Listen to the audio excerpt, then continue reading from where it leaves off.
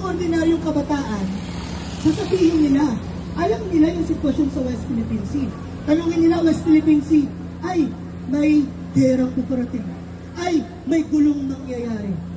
At sa loob ng mga magugulong sagot na iyon, may isa silang common denominator na sinasagot. Alam niyo ba ano? West Philippine Sea! Atin ito! West Philippine Sea!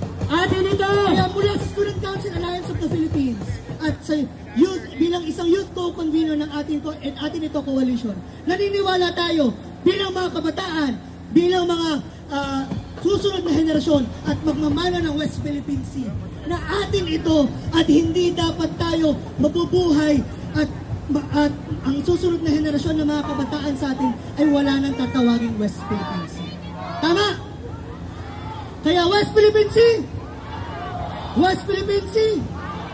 Mabuhay tayo, manindigan tayo, wag matakot.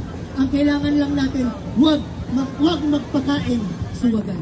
Matapang tayo, kabataang Pilipino tayo, estudyanteng Pilipino tayo. Atin ito! China Loyas sa dagat ng Pinas! Patuloy ang pangharas na ginagawa nila.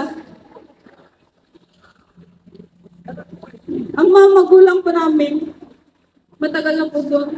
Ang problema po na ito ay galing pa sa mga ninuno, sa mga lolo ng aming mga magulang.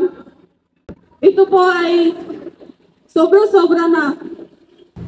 Hindi namin deserve yung ganitong karanasan doon. Dahil po kami ay mga katutubong ulbog. So, nananawagan po ako sa lahat ng mangingisda sa West Philippine Sea at mga mangingisda doon sa amin. Huwag po tayong magpapaaki. Atin po ang Pilipinas. Atin po ang Pilipinas. Atin ito!